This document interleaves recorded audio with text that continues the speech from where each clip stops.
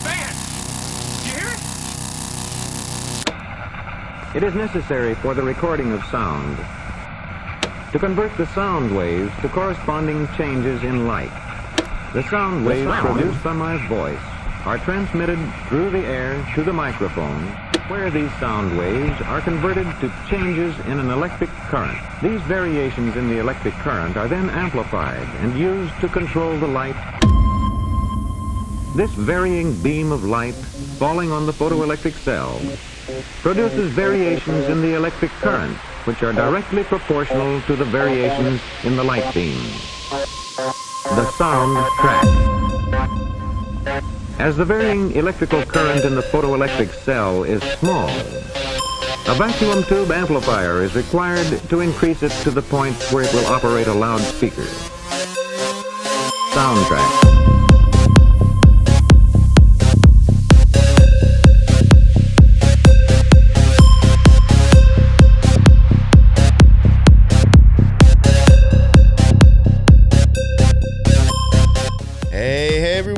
Welcome to the Occult Rejects. Today in this episode, I am very, very, very excited to be finally covering this topic. This was something that even when I had started the Patriot show, and before I even started the Occult Rejects, it was something I wanted to get to eventually down the road. It was an idea that I had kind of come across through magical experiences and like even things that I had seen in symbolism that did remind me of the few little things I did actually know about what's inside my head and my eyes, did make me wonder, like, is all this shit actually in our heads as well? And that was something I wanted to get to eventually, but was just like kind of thinking, I don't think you can come out the door with something like that. Or at least not like to people who are interested in occultism, but still not sure exactly what it is. If you start hitting them with this stuff, I think you'll lose them. So I kind of just wanted to like just let it go, and I'll get to it when I get to it. Part of the reason also was that I never got to it is that I did not think I was capable of actually explaining the anatomy that well to even really hammer down, I think, what we're going to try to show. Because I think even understanding the way that stuff works is going to make everything else kind of make sense as well. And luckily, there is a fan or listener of the show who does understand that stuff, who is Lisa, and she will be joining us for this series so she can actually explain to the people what these things inside of our eyes and our brains and our head actually do. And then as we show you the stuff and like tarot cards and symbolism, it actually might start to really make sense because you understand the prior. So yeah, I can't be any happier for real to be doing this. And I'm also very, very lucky to have Teresa from the Spiritual Gangsters and, the co-host on my show, to be joining us as well with this. Yeah, I thank you both for also getting involved with this. I know this is going to be a long one. It just may end up turning into 4 parts, possibly more later on down the road. But I'm assuming this is probably going to be at least a 3 or 4 part series, and it's going to be very time consuming. So I thank you both very much for, doing this with me and taking the time. And I do thank the fans. If you stick it out and listen to all this, thank you very much. It may seem a little bit silly or corny at first. I could tell you by the end of this episode and going into the second one, I think that's when the most major shit's going to be hitting, and you're going to be like, what the fuck? A lot of this may seem a little off at first, but stick with it, and I really, really do think you will see exactly what we're showing you, and that nothing is new under the sun. Yeah. So I guess we'll get into it. Yeah, we were going to start off with, I guess, the cornea, correct, Lisa? So yeah, we'll start with the cornea, which is the frontmost outer cornea. Yes, and actually, sorry, yeah, I felt like that's why I kind of stopped for a second, got a little confused. I did want to also explain, we're going to be, it's probably the best and maybe the easiest way to probably really show the occult symbolism kind of making sense. And I think you could even see it almost going backwards too, doing it this way. We're going to be going from the eyes into the brain. and then the rest of the body. So we're kind of like following the way that light is even entering, into us. From the out in. Yes. And so that's why we are starting off with the eye. So obviously that would be the cornea. So the eyes itself, you find the eyes on almost every organism from different levels of the food chain, all the way from your apex predators down into insects. While there are organisms that don't have eyes, and obviously they've developed mechanisms to compensate for that. The fact that you see them from all of the trophic levels, which we call the food chain levels, means that trait is highly conserved, further highlighting the importance of the eye. And then the other thing is that in humans, the eye begins to develop on day 7, and the groundwork or the framework of the eye is almost completely laid down by week 3. See, and there's also, just real quick, there's a connection, and I've said this tons of times before, and I knew there's something behind it, but like the 7th sphere, the green sphere, is associated with Saturn, which is on the 3rd sphere of the tree. Right. So that's why I think like a lot of times I have even pointed out, black and green coloring, and like even when paranormal stuff, or like when they're trying to show a paranormal like scene in a movie, always gets real dark and green, like a green haze and hue over it. I really do think it's actually kind of going back to something like that. It's interesting. Yeah. No, I would say yes. And the fact that it starts off so early in embryonic development and continues throughout the pregnancy, even after the baby's born or the infant's born, and full like development doesn't even like end until maybe 6 months to 12 months of age. The fact that happens indicates and further highlights the importance of the eye. It is one of the most important component of the sensory system. So that's just kind of, that is the gateway to a lot of things. Just kind of wanted to start with that. And I mentioned like even like the black and the green with like paranormal and stuff and like ghost hunting. I found it interesting since I've been getting into, I'm going to be getting into like kind of stuff like that myself and looking at equipment. If you want to get a camera that can actually film in the dark, it doesn't have to actually look green when you're doing it. So just in my opinion, these people who are showing this stuff on the TV are purposely picking that. Either it looks cooler, it looks like, I don't know, that's synonymous with ghost hunting. Does it captivate your eyes differently? You don't have to have that green haze on it. I'm literally buying a specific different camera to do that, just so it looks like fucking ghost hunting. I have another camera that's fucking thousands of dollars that will record perfectly in the dark, but it doesn't look like fucking Zach Baggins or Ghost Hunters. That's funny. Yeah. Must be picking up on something in the subconscious with the green. Like that's what I'm saying. thinking. Yeah. Yeah. Mm-hmm. Sure. But okay, if you want to get into the cornea. Yes, I'm sorry. No. So the cornea is going to be the dome part of the eye, and it's the outermost clear, transparent portion of the eye. So it's that dome that sits at the very top. It lies directly in front of the iris and the pupil, and subsequently the lens. And it is going to have all of its layers of epithelium are all designed for the transparency and the refractability of the cornea. So, and we'll talk about that. But so the main thing about the cornea, before we get into the layers, is the fact that it's dome-shaped, that it's a convex lens. So convex is like this, concave is like that. The fact that it's convex means that when light comes into a dome-shaped or a convex lens, it's going to take that light ray and focus it, kind of like a magnifying glass, so to speak, right? In that the light is going to come down to a focal point, and at that point will then flip, which is going to be later, we'll find out, essential towards creating that image on the backside of that retina. So, I mean, this is even like almost as above, so below. Like if you were, and I think this is probably a great way to say it, and I've even said this myself, a great way to I think occult symbolism is even done. If you take a flat lake and you see the reflection of the trees in the water the other way, that's almost exactly like what you're getting at, the way the light will reflect and stuff too.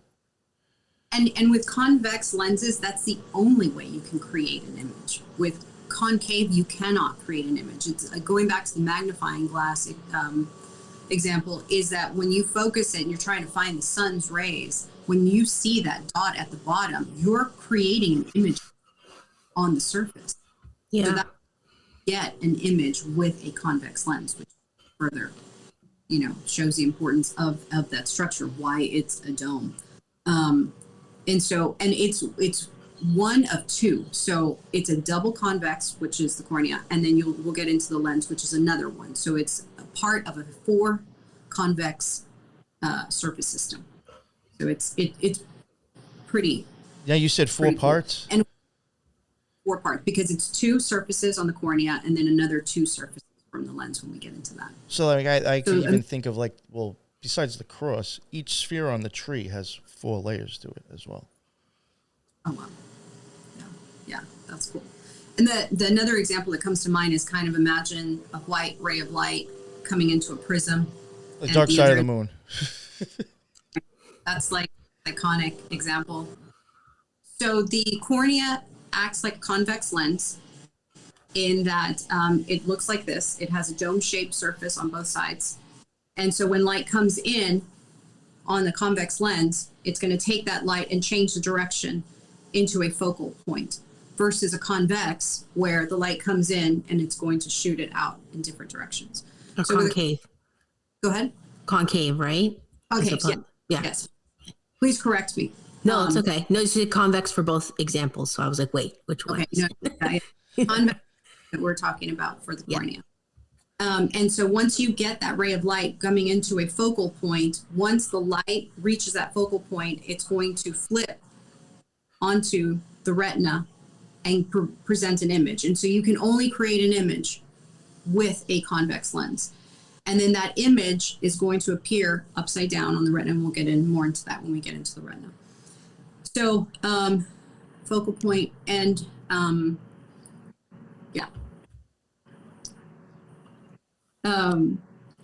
let's see. Okay,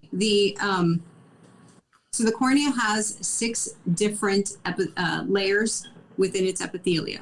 The very top layer is going to be your epithelium, and then your bottom layer is going to be your endothelium. A total of 6 layers. What's unique about that is that humans are probably the only species right now, according to literature, that have 6 layers. 5 layers are found in species like carnivores. 4 layers are found in species that are herbivores. And primates have 5 layers as well. So the fact that the humans have 6 is kind of a unique thing, and that was recently discovered in 2013, and it's revolutionized corneal transplants and stuff like that. So it reminds me of 666, the number of man. Yeah, well, Tiferet is the 6th sphere too, which is beauty and balance, and there's. I think going forward, eventually, at least maybe more into the 2nd episode, there'll be a lot of gold references in Tiferet, shit like that for me. As transparency is the key, everything about the layers is going to be tailored for that specifically. So starting with the upmost layer of the cornea, which is your endothelium, you have enormous presence of neurons. There's no blood vessels that come to that area or anything like that. It's kind of avascular, meaning it has no vascularity, no blood comes into it. But what it does have is a concentration of nerve endings and nerve cells. That's why the cornea is probably one of the most sensitive tissues of the body. I mean, try to touch your eye and immediately, your eyelids will close and so forth. It's like a Venus flytrap. Yeah. One of the really cool things that I read. Well, that's interesting because Venus is associated with light. Fuck. True. Oh, that's very true. That's very true. So the nerve endings, the way that they start out on the outermost part of the cornea and come in together at the center, forms what they call a logarithmic spiral. Some people call it a golden spiral. Other people call it a Fibonacci spiral. This is characteristic for sure in humans, but they've seen it in primates as well as rats, mice, and guinea pigs. It is characteristic in cows and pigs and rabbits, and I think more of your like herbivore species. You just, you realize you just listed so many animals that are used for occult symbolism. Well, there you go. And so basically, what you're saying is that spiral is in everybody's eyeball. Yes, at the very surface. So then, I guess according to Q-tards, everybody's a pedophile now. Yeah, exactly. Just like in cartoons, remember like when the characters like hypnotize and their eyes do that spiral thing, right? And like a really unique, one of the things that they were looking at is that the spiral can be counterclockwise or clockwise. And some species have them both counterclockwise or both clockwise. Some will have one counter, the other will have clockwise. And so they vary, and they try to mimic it by using magnets to see if they could do the same, and they could, but only in the species that already had that characteristic. So like a magnet can cause that to happen? I think what they're trying to do is influence the electromagnetic growth pattern. So with that, and I'm by no means saying this is the way it is that I think that the way that they're growing has a lot to do with electromagnetic influence, whether it's internal or external or genetic. Yeah. Very interesting. If you even think about where we're going to go with this series, it's almost as if like that's the same thing with the energy. Neither it's going to go out of your eyeballs or back in. I think we mentioned that in the chakras series also, that really like light and color like actually has a lot to do with electromagnetism, not so much just light itself, right? And that's really what the universe is made up of. Yeah, no, for sure. So as you move down the layers of the cornea, you have the different cascading or whatever that is different to different species. But in the humans, like we discussed, it's 6. The bottommost layer, which is your endothelium, has a type of cell that occurs in a hexagonal shape, which again, now you see 6 again, right? Once you see that layer, you see the hexagonal cell formation, which I thought was really interesting. You're viewing light through a hexagonal shape. Even with the bee symbolism too. No, absolutely. And another thing came to mind with the hexagonal shape is the marrying of both triangle energies of male and female. And the basis of how you interpret the world that you see. So yeah, for sure. Which is metaphoric, because if you have both influences at home, that's key right there. So, and one really thing to mention about the endothelial is that in death, this layer is the layer where function is lost and the cells are no longer able to maintain. And that's where you get the aqueous humor that will flood into the cornea and fill in, and then you'll get that hazy look in eye after death. So, which I thought was like extremely fascinating. Yeah. So it's almost like it's holding the water in the eye, just like, for example, in the Hunger Games when Katniss like shoots the bow at the sky, and it shows that hexagonal pattern in the sky. Like that's the ceiling, that's the dome, is the firmament. So it's holding the waters above and below, and like and that pole was the Hyaloid canal. Yeah.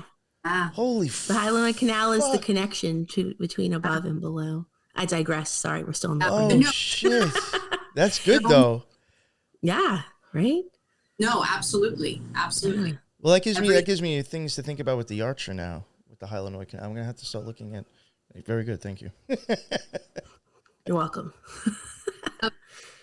So when you have LASIK, this is where they do the LASIK procedure, is the cornea.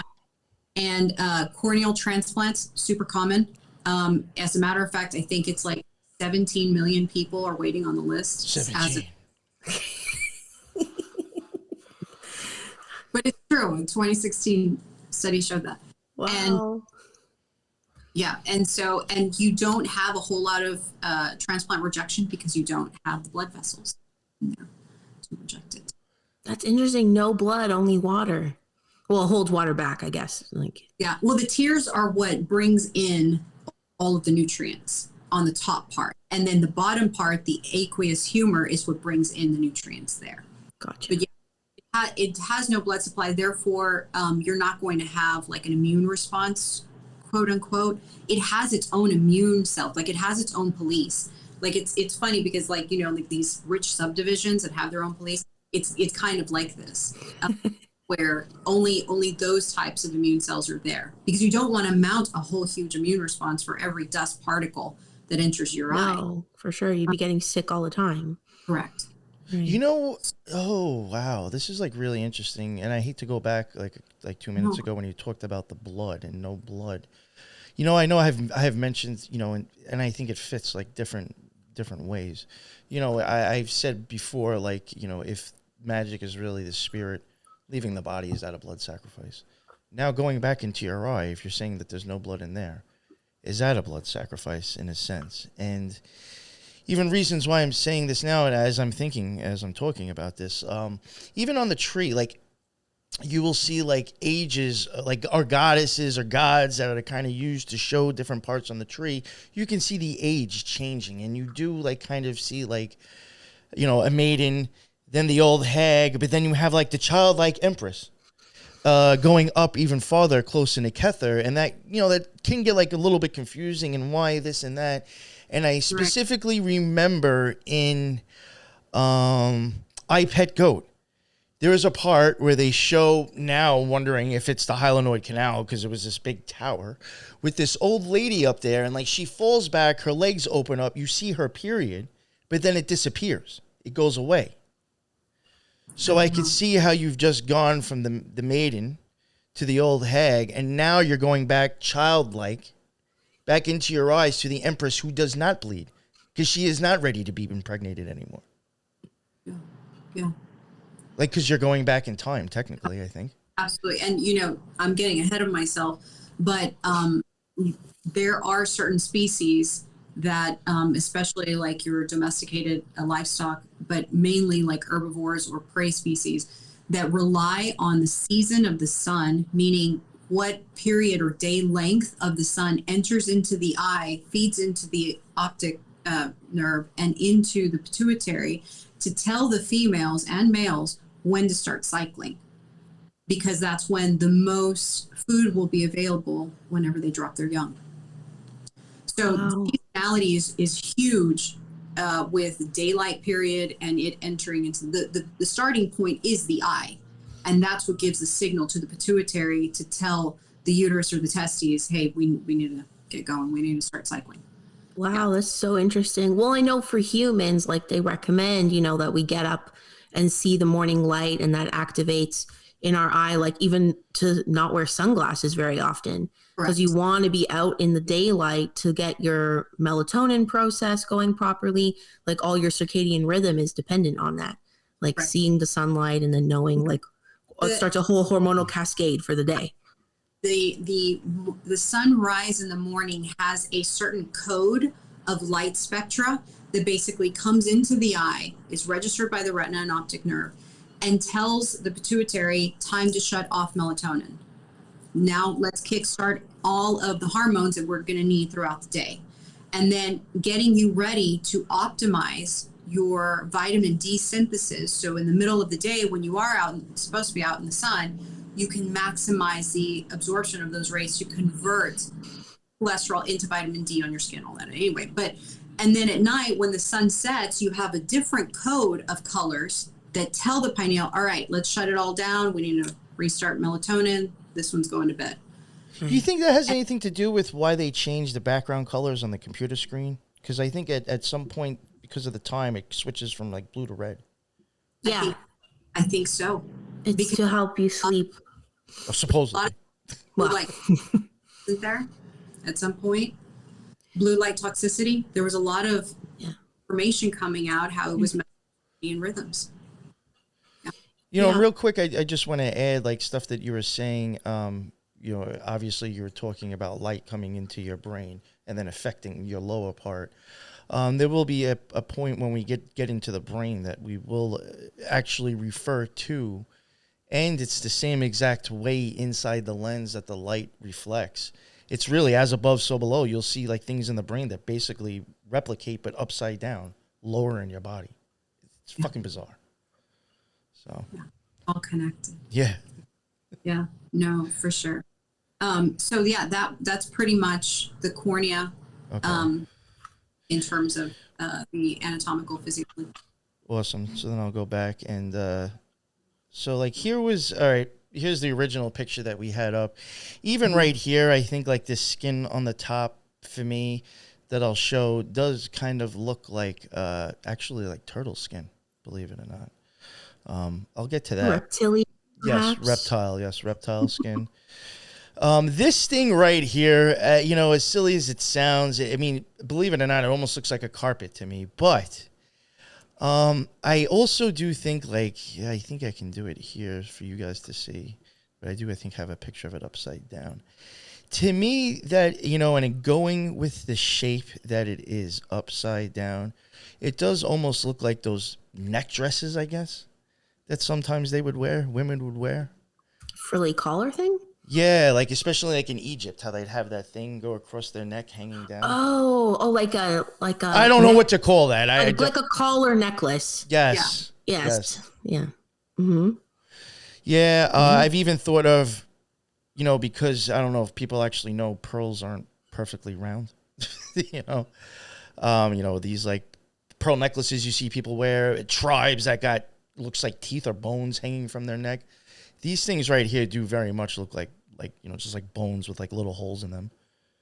I mean, these things on the bottom almost look like fucking that skeleton dude Jack from Nightmare Before Christmas to me. Right. But yeah, I just wanted to point out that I did find that to be a little interesting.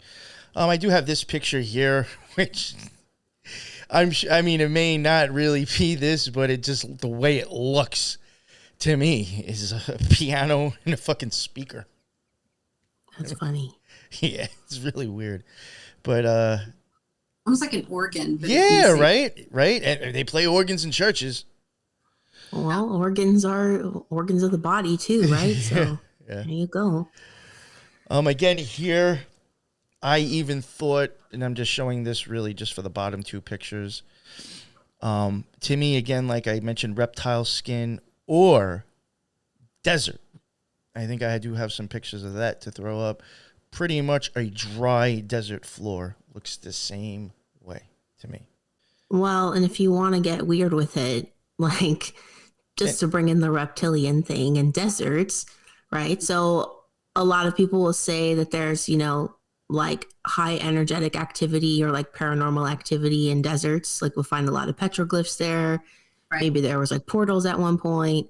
So like they say that a lot of disembodied spirits will reside in desert areas because if it was like the Nephilim, for example, they were victims of the flood, of the deluge. So they like to be in like dry areas, Right. because they like don't like water and shit like that. I don't know. That's what some people theorize. You know, thinking about it now, if that was like the desert and you had the pyramids, but it was upside down, it really would be like the sand and then the light reflection of going back into people. Well, or the other light way, to same a way. point, Yeah. siphoning it to like a point, like a prism, Yeah. you know, like how Lisa was talking about before. To me, it looks like the edge of a Stargate. Mm-hmm. You know. Yes. And now, Lisa, real quick, like, what type of is this an X-ray that I have up? Like, how is It's this picture electron. taken? So you're looking at something that they took at like electron measurement. So it's more powerful than a microscope. Okay. So now you're seeing actual density of different layers. Wow. Yes. Purple, that's the purple is microscope, and then the gray is electron microscope. Gotcha. See, that right there looks like a picture of the moon or like I'll be getting space. into that. Yeah. Okay. Yeah. Yes. Yeah, then this, I grabbed this. I think, Lisa, I think you had sent me a picture that may have been from this. And then I found the whole picture. This was also, when I found it, I think it was actually under something that was even testing the pressure of the cornea. Yes. Yes. Which I wish I would have maybe gotten into, but there's so much just to do with this already. So I believe this paper was talking about the different, because I believe these are all patients, and they're looking at the different integrity of the corneal surface. And then they're on the other side, it's the same patient, and they're observing the pressure on it. And all of this is for transplantation or injury or all that research is, and they mainly do it in rats. Yeah. Very interesting. So that did kind of remind me a little bit of this. Dark to light, baby. And that would be, if nobody knows who this is 2001 Space Odyssey. Mm-hmm.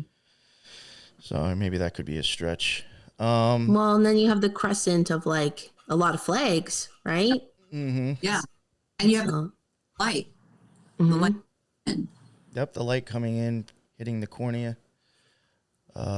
This, I'm kind of going out of order, but this is just more reptile stuff. Skin looks like the sand again. Mm-hmm. Here's a dry desert again. Same shit to me. Jesus. Looks the same, yeah. Jesus in the desert. 40 days and 40 nights. Yes. Some more. I mean, I was even thinking the Sith with Grim Reaper. I mean, it almost looks kind of like the same thing. And I think eventually when I show you another picture that might be going into the aqueous humor, you'll understand more why I have the skeleton face in there with this shape. Because I will show you other things that kind of look like that. Again, to me, that almost looks like, cornea. Mm-hmm. Even on the death card, he's got one too right here. And this, I'll probably make more sense going back to this later on. I think also too, like the etymology of the word cornea, we can also have the same root as corona, or crown, right? So it means curved, wreath, crown, horn-like, horny web, or sheath. Interesting. Then this, that looks almost just like it to me too. Yeah. Even like when you give birth, right? Right as the baby's head is like coming out, that's called crowning, right? Because it's literally like in the ring of the cervix, right? Right. About to be birthed into this realm. Right. So the cornea is like the barrier between like reality and then our internal reality. Yes. Right. I do think that. I think that it's the fact that you see it in everything. You see it in the eye, you see it in giving birth, you see it, for instance, like this one, the turtle shell. I believe that there was certain tribes of Native Americans that believed, we all lived on a turtle. And I think the fact that they're redundant and you're seeing this over and over, I think that there's something to be said about that. There's not. Sure. I might be jumping ahead a little bit with already showing this, but as of right now, I think we will be showing in this series. I might be touching on Game of Thrones. God, what was the name of this movie again? Fuck. Never-ending Story. And possibly The Immortals, because of things that me and Teresa have even come across since we've both seen that movie now. I might be adding some of that in, but this actually probably would have made more sense in the next one that we're going to be going into. But I do think the shell, in a sense, could be kind of the cornea, and then we'll be getting into the turtle itself that you see here.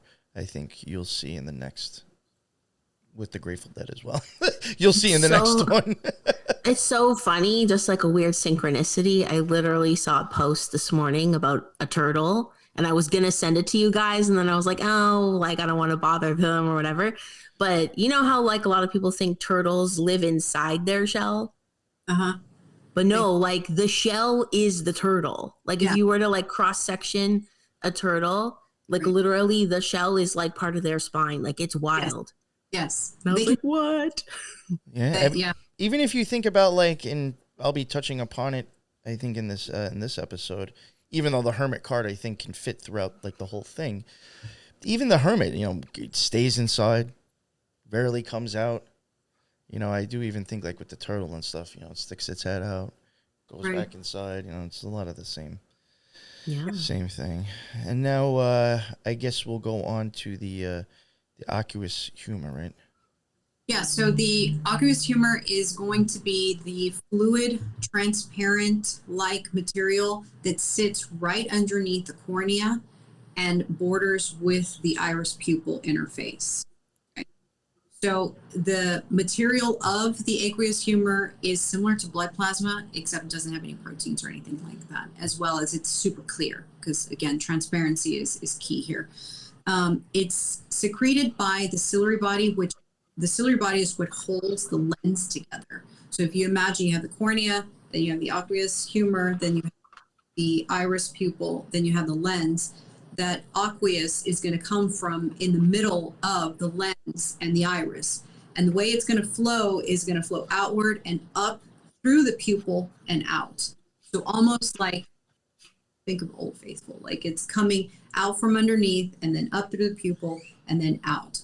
And then it'll sit in a cavity, which is called the anterior chamber, I believe, and will basically deliver nutrients to the iris, to the lens, and to the endothelial, the bottom part of the cornea. So that's how they get their nutrition, because there's no blood supply in that area as well. Wow. Once that so it's like hydroponics in there. Yeah. The reason I'm saying that is because I'm looking at this and I'm like, yo, that looks like a fucking mushroom too. That's fucking funny. Yeah. A mushroom growing in a hydroponic system. That's true. And as it comes up and goes out, it'll drain out where the cornea and the sclera meet. And there's junctions and tubes there that it'll drain out. And I believe it's just a circular pattern going in it. Kind of a river. I actually have some images on that if you want. Oh yeah, that'd be great. To try to bring them up. Sorry. Yeah, real quick, and I just wanted to mention that I do think that this part right here does look like those Roman helmets. It could even be Mohawks with the Indians. Oh, could be a mushroom. Yeah, the Mohawk feathering going. Yeah, I mean, even other ways. I mean, it could start to even look like, in my opinion, if you took this in the Hyaloid canal going up, that will be in, like, I think the next thing that we touch. It almost looks like a fucking anchor to me as well. Interesting. So, all right, I'll remove this and I'll let you pull up what you got if you're ready. Sure. Okay, let me. Oh, and if you want to keep going, if you want to explain anything else too, because I know we kind of cut you off. No, that's fine. That's what. So again, transparency is key. It's predominantly made of water, and I believe the most concentration of the electrolyte is sodium. So the pH balance is going to be about a 7, keeping it neutral.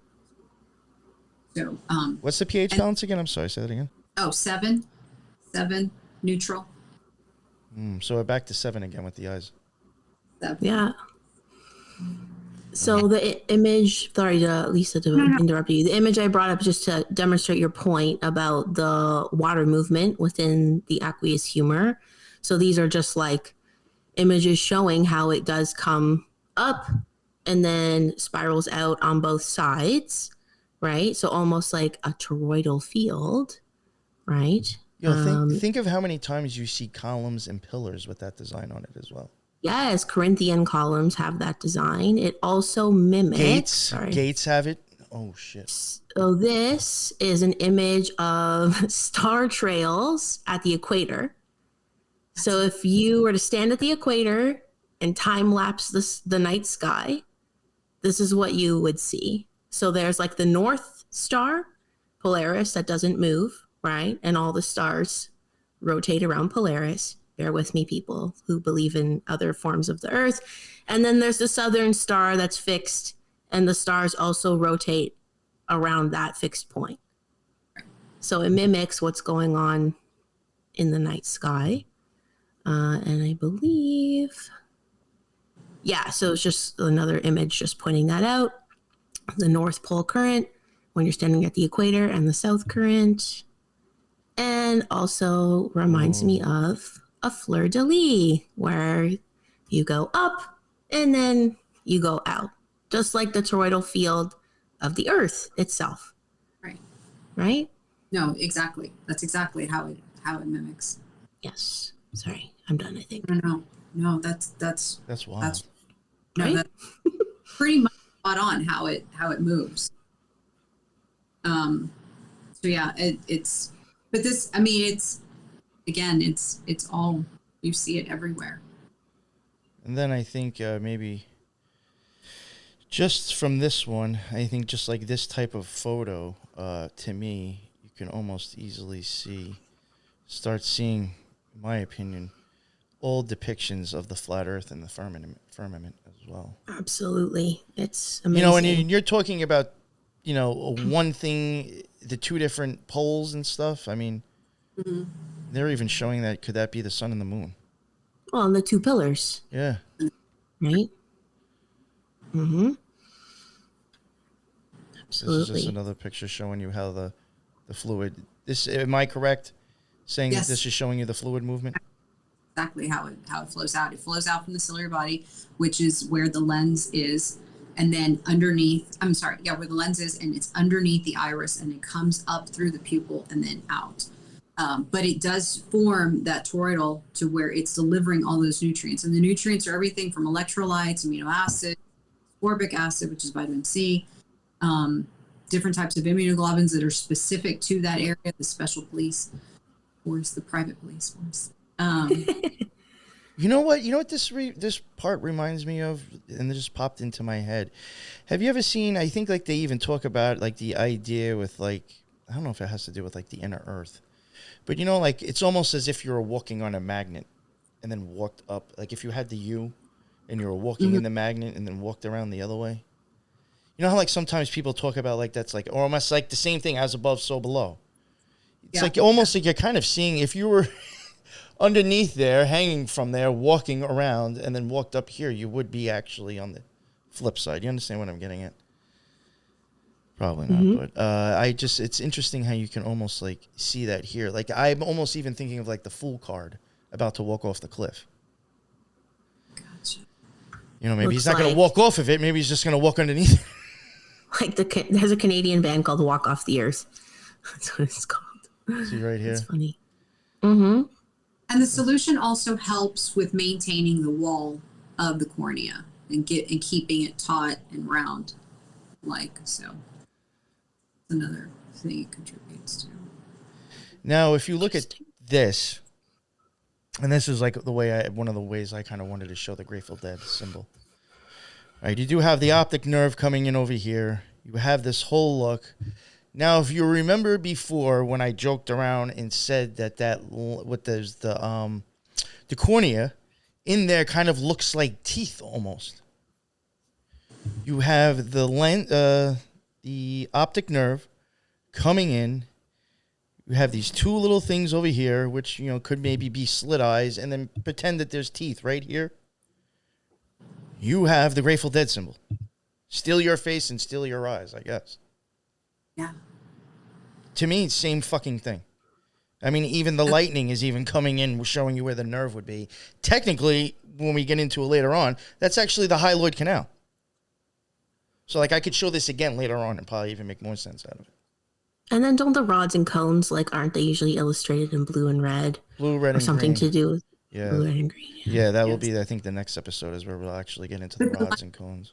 Representative of light, of the optic nerve, which converts, light message into electrical message for the brain to perceive. The tilt itself is, the hyaloid as well. I mean, even the So blue could that be like a conversion of light into electricity? Yes, because that's how your brain interprets data. Oh, so that's exactly what they're showing us here then. Exactly it. Yeah. Holy wow. That's funny. Yeah. Let's get that one. Yeah, here's just another one that I wanted to show. To me, this may seem a little crazy, but I even think with this picture right here, you know, they called it the coronavirus, and we're all told to put fucking masks on. Like, it's just fucking weird. At one point, people were even wearing eye goggles. Remember that? That's true. Fauci said that. Real quick, I like this one, even though I'm getting ahead of myself. This kind of even looks like a, seashell, flowers. We'll be getting into that later on. It's just, I thought this picture showed that pretty well. Again, going to the mask thing and the lens, you could easily tell who believed what with a mask. Later on, not early on. Early on, everybody had it on, but you could interpret their perception of, and the lens helps to reveal your perception of the world. Mm-hmm. It's a stretch a little bit, but no, yeah, it's not not at all, all. because later on, I probably I don't know so much in this one, but I might be referring to the lens really as Yesod on the Tree of Life, because that is the image maker. That is what's taking everything from above the tree and then reflecting it down to here on Malkuth. Same fucking thing the lens does in your eye. Takes from the top and reflects down on the bottom. Yeah. So it's not crazy. Yeah, and Lisa, you mentioned the ciliary body, right? Mm-hmm. Part of the eye. So the ciliary muscles, this might be jumping ahead a little bit, but they also control the diameter of the pupil, I believe, and like how the eye contracts and expands. Via the iris, yes. Yeah, they're responsible for that as well. So they're responsible for like how much light does come in, right? And how deeply you see, and when you focus on things further and focus on things closer, right, they adjust accordingly, right? Yes, that's exactly right. Mm-hmm. Here I just have some other. Lisa, did you send me these? No, not me. Maybe I picked them up because I think you may have told me that you thought the calendars, and I was like, oh shit! Even some of these calendars almost look like, the old. I don't know. If you see the shape of it, what I'm saying, going with the way the eye looks, right. I'll put them next to each other. Unfortunately, I don't have all the pictures like that. But, you see it like this, it's almost the same exact imaging and shaping of here again. I mean, even the way that they showed the color going off, it's just weird. Right. Yeah. Yeah, no, exactly.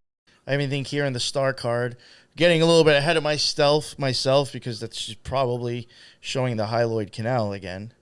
But here, you have the circle, a little bit different on the bottom. Very similar. Yeah, very, very similar to like the old flat Earth and firmament stuff, I think too. Which I'll just throw up on the screen. Made these tarot cards were not ophthalmologists, right? And not likely. of ophthalmology were not there once the tarot cards. However, what's interesting is that some of these, and which we'll see, especially with the Ora Serrata, is that some of these painters were secretly anatomically studying cadavers, and they were completely fascinated with the body and sneaking it into their art as a defiance against the church. I even had, and I know I mentioned it to you both earlier, something about, my friend had sent me, Thrash was telling me how there was this book on eyes and all this stuff. Maybe I didn't mention that. I mentioned that earlier, but Headless Giant had sent me something when I was telling him about what I was covering. And he sent me some stuff on there was a secret society that was all eye doctors. Oh, cool. It's makes a whole lot of sense. Yeah. It's wild. I thought so. All right, so I guess now we'll get on to the pupil. All right, hold on. So the black opening or the black hole in the eye, it is located in the center of the iris and pretty much the center of the eye itself. And it acts like an aperture, like a hole that allows light in. the amount of light that comes into the eye is dictated by contracting or relaxing of the iris, which is also under the influence of the retina. So if the retina perceives, hey, too much light or not enough, the iris will accommodate or make adjustments as well. But it is through the pupil that the light that comes in is what the retina will receive. So the pupil is extremely important in terms of light and retina. The reason that it appears black, so I don't know that it's a quote unquote actual structure per se, but that the reason that it's black is because the light that comes in is almost completely absorbed. And if you study light, white is a refraction of all light, black is the absorption of all light. So it's absorbing all of the light coming in, as well as that when the light comes in, if the light's bouncing around, none of it is making it back out. So it almost swallows all of the information, swallows all of the light, all of the image. And you know what that makes me think of? The fucking sand snake from Beetlejuice. Oh, it's fucking random. Oh, yeah, that thing, right? You know how many times you see beasts that are just like these things that come out of the ground with this big mouth open and just... it's just everything in. But it's right on top of the lens. So that's the other key, that the lens itself is the second convex, and we'll talk about that here in a bit, is a second convex lens or part of the optical system. And so all the light that's coming in through the cornea and then into the pupil is going to bypass into the lens as well, and have a focal point and then shine the image onto the retina membrane. Some interesting things about the pupil that I thought so in humans it's round, right? But in other species, it's not round. You'll see some with vertical slits, and you'll see this mainly in predatory species, because a couple of papers that I read, they indicate that day or night activity, like if animals are nocturnal or diurnal, which is they're active during the day, that will pretty much dictate what type of eye they have, and then as well as what they eat. So most of your predators are going to have slits in the eyes, whereas your prey species are going to have the horizontal looking pupil. Now you can say, well, my cat has slits, but bigger cats like the tiger does not. And why is that? No idea, but that also occurs in canines. So foxes have slits, whereas your domestic dog does not. Oh, that's interesting. Yeah. Snakes, same thing. And I think we had mentioned this previously. Vipers, those that are venomous, do have the slits, versus the ones that are not venomous have the circle pupil. That's kind of a quick way to tell whether a snake is poisonous or not. Yes, I remember that. Wow. So the horizontal, you'll see them in prey animals, so your deer, cows, horses, sheep, goats. And that all has to do with being able to see. So with prey species, they need to be able to see everything around, right? Because they're in hypervigilance. Whereas with predators, they're most active at night. And so that means that their retina is going to be optimized for nighttime movement. So during the day, they have to protect that optimized retina for night. So the ability to close that pupil to a much smaller size is better through a slit versus a slit. Yeah, well, it makes sense. For example, humans, because we can move in day and night, that then our pupil would be a circle because it's the cross section of both, right? Vertical and horizontal to make a complete form of a circle, right? No, maybe that's the reason. I'm not sure, but and you see that in other animals too, to where you see, for instance, I forget what canine species, but it's an intermediate species. It's not really small and it's not really big, but you see that you don't see the slit, you don't see the round, you see some kind of squarish looking. It's in between, yeah. Interesting. Now I wanted to ask you, Lisa, with the picture that I have up here, So like when it dilates or contracts, when it contracts, it almost like spirals close, correct? Yes. So there are different muscles that contribute to the closing, and then there's a totally different set of muscles that contribute towards the opening. So, I think it's like, go ahead. So like, all right, so when it contracts, it spirals, but then when it opens up, to me, it looks like the 4 cardinal directions are pulling it Yes. open. It radiates out like it. Oh, it opens up like a cross. Yeah. That's weird. I even wanted to show here too, just like me seems silly, and I can't. I know I've said something to you, and I think I may not have really gone into it too much because it'd be getting into other things later on. But like even here, as silly as this sounds, this almost looks like those things on the back of like those capes that you like see like fucking Snow White's whatever was that grandmother or mother wearing. I mean, not to sound silly, but I mean, this fucking looks like Stewie right here. You know? What do you mean, Stewie? Stewie from Family Guy with this fucking old leg head. His little arms coming out and his little fucking body.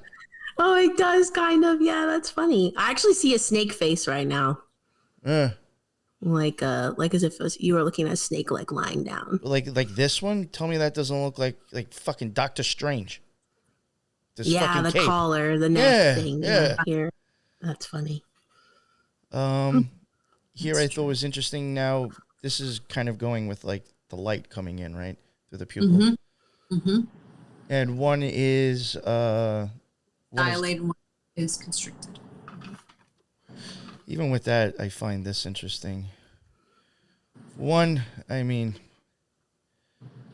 I don't know, could the bigger one, to me, it almost looks like the anarchy symbol, or it even could look like, I even have here, where is it? Oh my God. Could be the Star Trek symbol, maybe. Yeah. Maybe. A star with light coming in. No, but that's, you can see how the... And we were just talking about sand before, weren't we? With the cornea? Yes. And now you got a little sand clock in the middle there. Then here's Stewie.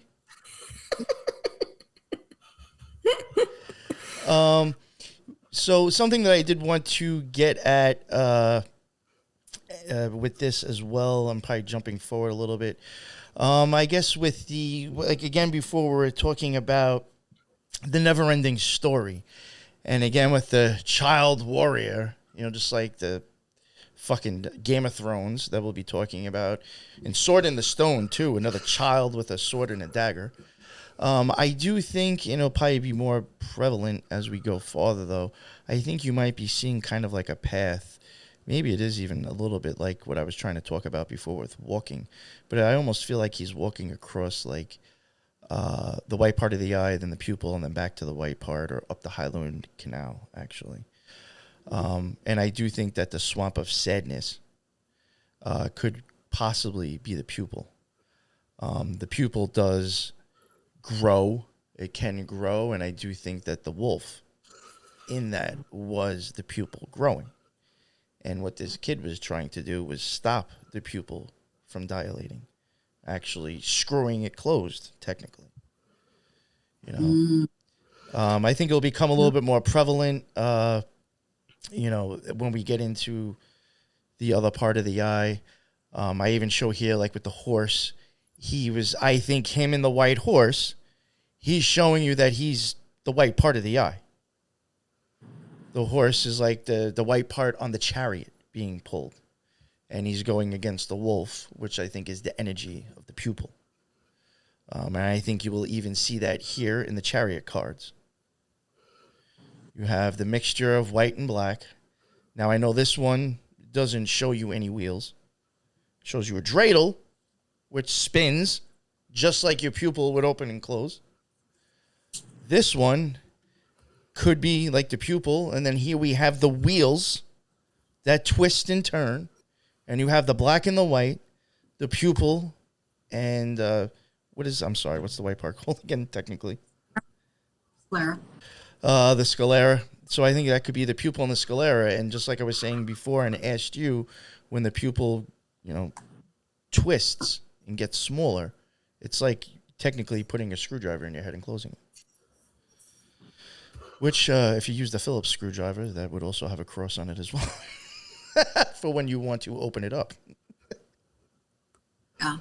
Well, you're cutting off the light. You're cutting off the information. I mean, you're going into a state of cutting off. Mm-hmm. Yes. Yeah, I have a theory on that as well. You I don't know if you want. Yeah, go into that way. I can pull up the other stuff. Get it ready. Sure. So let me just bring up this little image here. Sorry. Perfect. So this is just showing a very basic picture of the eyeball. So one person that I came across in my research, shout out to Enter the Stars. It's a YouTube channel that everybody should check out because his stuff is like amazing. He sort of opened me up to this theory where like creation is mimicked the microcosm and the macrocosm, macrocosm and the microcosm of the eyeball. So for example, we were talking about the convex lens in the beginning of the episode. So this is just like the eyeball and the cornea is like down, right? So the interior lens is a convex raised mound, right? Mm-hmm. So he's like, basically we live like on the raised mound, right? And then like NY was saying, the pupil, the black part is like hell, basically. Like when you look out into the world, when you're fixated by earthly things and worldly things, that's when you're distracted, you're not focusing on things that you should be. And that's why they want us always looking outward selfishly, like what can I gain? What can I do more? How can I be more popular? Things like this. What whatever. Can I fall in love with what I'm seeing? Right, exactly, yes. Whereas like if we were to look internally, our pupil would need less external light, so it would constrict, right? And we would be looking inward and focusing more on, other values, perhaps, right? So I thought that was interesting. It's sort of showing the same thing that you're touching on, and why as well. But yeah, and like that's the same thing in Eastern philosophies, like practicing like non-attachment,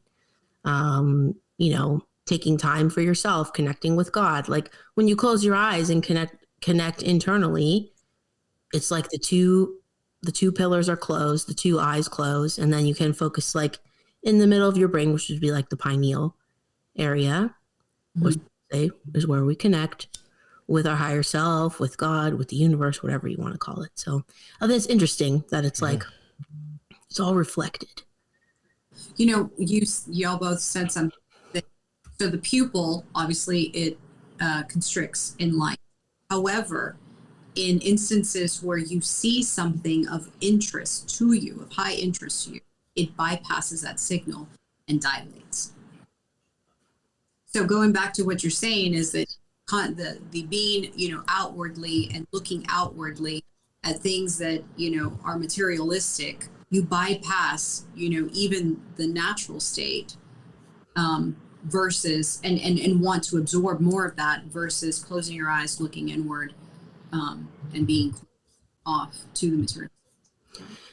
Yeah, definitely. That's interesting too. Yes. Something I wanted to bring up too, like if you think of the idea of being distracted by the external, and let's just equate that with like sin, let's say, right? So when we look at the fixated on things of the world, we're acting in a more worldly way. Whereas like in biblical example, like Jesus tells us not to be attached to the world, not to act in a worldly way, right? So I thought that was interesting because it's sort of reflected like in the Eucharist. So when we are distracted, right, and our eyes are filled with all this external light, our lens grows, it expands, right? It fills. So it's puffier, literally, right? So it's almost like leavened bread. Like when you add yeast to bread, it rises, it fills, right? Oh. Whereas Jesus is calling us to be like emptied of that as much as possible. And he presents himself in the Eucharist as unleavened bread, and it's flat. So when we're focused more internally, right, we're less distracted.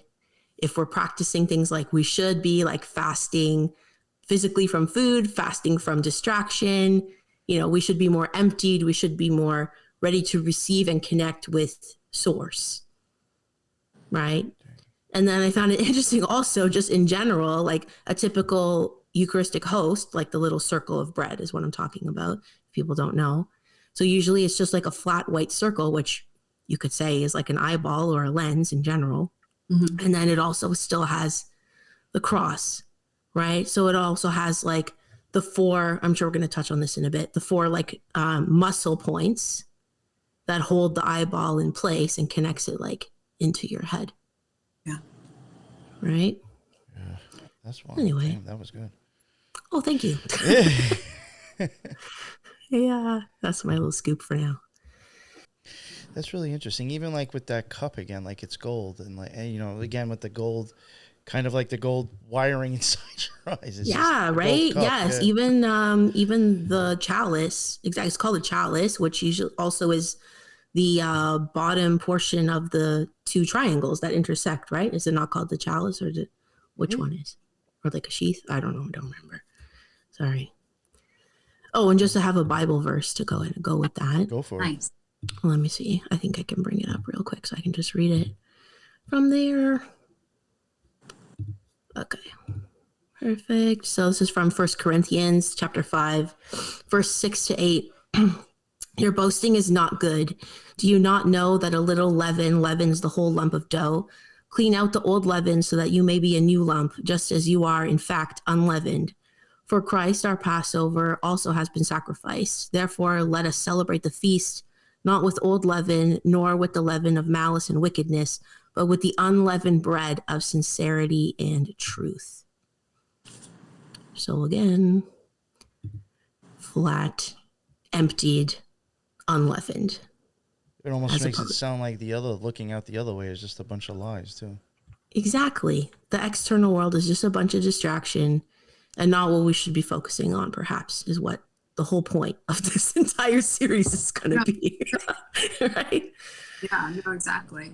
Yeah. But then when you brought up the Eucharistic host, you were talking about how white it is, and going back to light, in that, in my opinion, all religions and all philosophies are allegories to light. That's just pretty much. And when I mean light, it could mean information, it could mean the sun, it could mean enlightenment, it means all of it. But when you look at the pupil, it's like all just taking everything in. When you look at the Eucharist, it's giving out. It's, take upon this, and receive me, that it's giving to the recipient versus a pupil that's taking in everything. Totally. Absolutely. So now onto the lens. So this is the part of the optical system responsible for forming the actual image that's going to be thrown up against the retina. Again, it's a convex lens on both sides. So this is the second part of a 4 convex surface. So 2 from the cornea and then 2 from the lens itself. Again, transparency is key, clarity is key, because we're all wanting for as much of the image or the light to come through. The lens is very unique in that it can either condense or relax. And it's a process called accommodation. So like, say, for instance, you're looking at something up close, like you're trying to put thread through a needle. Your lens is going to make that accommodation in order for you to be able to see closer up. That's where you get that, adjustment. And you sometimes can feel your eye like making that adjustment, versus when you're trying to see, a mountain line coming over, the top part of a cliff. Is that a mountain line? Did I mistake it or something like that? You're trying to see distance. The lens will make the accommodation for seeing that clearly. Now, nearsightedness and farsightedness also come into play with this as well, but we won't get into that. The crystalline lens has a very unique layout in that it has different parts, like, for instance, a cornea of epithelium. Except with the epithelium, they're just kind of stacked on top of each other. Whereas with the lens, they kind of start out and then focus into the center. Another part of the lens that is pretty cool is that they all form a circular part. It's not like the outer part are individual cells, but then as you leave that, it's all one cell, one ring, almost like rings of Saturn. Quote, unquote. You know what that picture kind of looks like a lot to me too? The radar. Interesting. You see what I'm talking about, right? With the radar? Yeah. Yeah. And now, is that equator actually like a medical term that's used for that? Yeah, because it's going to be, so like if they were to cut it in half, that's what that means, is so where you see that line, they'll make the cross section, and then when they flip it open, that's exactly what it'll look like on the inside, like an onion. Like, come on, it's even called equator. Yeah, like that And really goes with, like, to me, like what you were just saying before. Yeah, exactly. Like that creation is reflected in our biology, right? And even like you're saying about radar, it looks like the United Nations like symbol. You know how it has like the flat Earth that you look down on. Just place the land masses on there, and you've got the UN flag.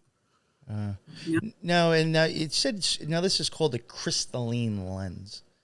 I mean, does that actually like really mean like crystal in there, or? No, it's made of epithelium, but the way that the epithelium is laid down or basically is put together is in such a clarity way that it appears as a crystalline-ish, so to speak. Crystal clear.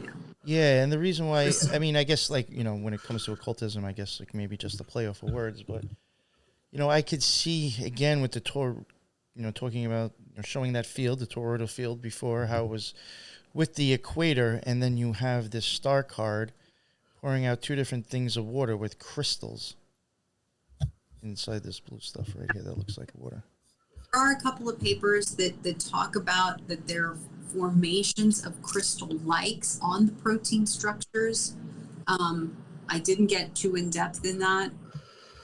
No, that's fine. It's just I found it interesting. That's called a crystal lens, and then you had like two different flows. I guess that we were showing before with the equator down the middle, and it's like, I don't know. It just seemed weird to me how this has crystals and two different. I think I had mentioned Flight of the Navigator, but it's like almost like in a, not hexagonal. What is it like? It's like almost like an elongated triangle. Oh yeah. Fat triangle or something. Yeah, it's like a crab, which I'll be pulling up soon. But exactly it, yeah. The body of exactly it. It almost even looks like an onion. Yes. And I mean, listen, I'm always, here we go, honestly. This way it's even showing that eye again. Like now you have the cat's eye. Right. Or you have the lizard, whatever, the reptilian eye. And, again, I'm always pushing the issue that I don't think actual real sex magic is screwing. So again, I mean, this could be a sexual image in a sense. I also do think that even seeing how these arms are, if you were to flip those over the other way, as above, so below, you could end up with a crab. Where are they? Sorry. Yeah, that hole of the pupil is the graspers, and the way up is the hand. Yeah, so like here's like it upside down. There's the regular way. A cross section of a tree shrunk. Yes. All those circular rings, Right. And then here, even like with the hermit card that I have. Oh yeah, I was wrong. The crab isn't on the hermit card, but I do think it's like showing like, first off, there is a hermit crab. So I do wonder about that. Who does have a little bit like a hat like that it lives under. So I do find that interesting. But talking about the lens and how it reflects the light and possibly, the crystalline lens again, Is Right. that pretty much, in my opinion, what this guy is holding right here is explaining what the lens does, correct? Yes, that's exactly it. Because when the light comes in, we talked about how it's going to come into, it's going to come down in and then create a focal point. So the focal point is going to be right after the lens part. So the little image that he's holding looks like a lens, and that focal point occurs right after the lens, and then will form a triangle of light to create the image. Right. So as the light comes in, one side of the triangle heads into a focal point on the back side of the lens, and then forms another triangle, flip the image. And when I mean flip, like it's a backwards image. Yeah, it's as if you took like the water symbol pointing down and then flipped it up, pointing up, just like, whatever. Yeah, same thing. And what I really find interesting with this, you have two different snakes on here. You have one on the bottom, and then you have one on the top that's a little bit smaller, and it's black. Just like, again, how I mentioned the Ouroboros before, and it's pretty much like if you think of screwing your pupil open and closed, the more that snake eats, the smaller that pupil's going to get. The less it eats, the bigger it's going to open up. You have it big here, and then in my opinion, you have it smaller right there. It's a black snake at the top. If you even think of like the egg that they show with the snake wrapped around it, I mean, that is a shell, and then there's technically is that the pupil on the inside. Is the snake showing the constricting of all that. Cactus holds water. So could that be like what we were talking about, the aqueous humor before? Yes. Camels, sometimes you see people sitting between two humps. Is that even showing that? Is a cactus a different way? A cactus has pricks on them, just like eyelashes on our eyes on the outside. I even find it interesting here how it could be just a grass, but like if you think of those cactus being a key, you're sticking it in and then turning it. You have the key. Maybe something like that. But I do think the hermit card, again, like I said, a hermit crab has the top of its head is almost like that hood. And now you're seeing, in my opinion, two different parts of the pupil. It's either dilated or constricted. And then you have the reflection that the lens does in your eye. And you got some water over here. Yeah, very weird. And like even this that he's standing on, could that be like, obviously desert, right, with the cactus? Mm-hmm. So is that like, hanging from the top of your eyeball? Yeah, the bottom surface of the cornea. Yeah, well, going back to the desert, like the desert ground, all cracked and hexagonal. And the cane itself, the way that the aqueous comes out of The hyaloid canal, right? Yeah, they could be the hyaloid canal. Yeah, for sure. And it's tilted like off to one side the way the hyaloid canal is. That's wild. And then here, let me get to other things for reflection of light. I do want to show. Sorry. Right here. I don't know if maybe you just want to explain this. I mean, I think it's kind of self-explanatory, but. So let me pull that up over here as well, so I can see it closer. It's just kind of just showing you how the light reflects forwards off the lens and backwards behind the lens, correct? Right, and that's all it's doing, and with the movement of the iris. So at the top part is going to be how the iris muscles either condense down to constrict the pupil, or they'll radiate out to dilate the pupil itself. And then you'll see how light coming in will change, where the top part is, or the left side is where the pupil is constricted, the focal point will be closer. And then if you look at where the pupil is dilated, the light coming in, that focal point's further out. This is Laura Palmer right here when she says sometimes my arms bend back. But What? yeah, she says that sometimes my arms bend back. That's even like if you even think about it, like I even question if that has to do with Mars, the Mars symbol, if you look at it compared to Venus, it's almost as if you just flip the arms back now.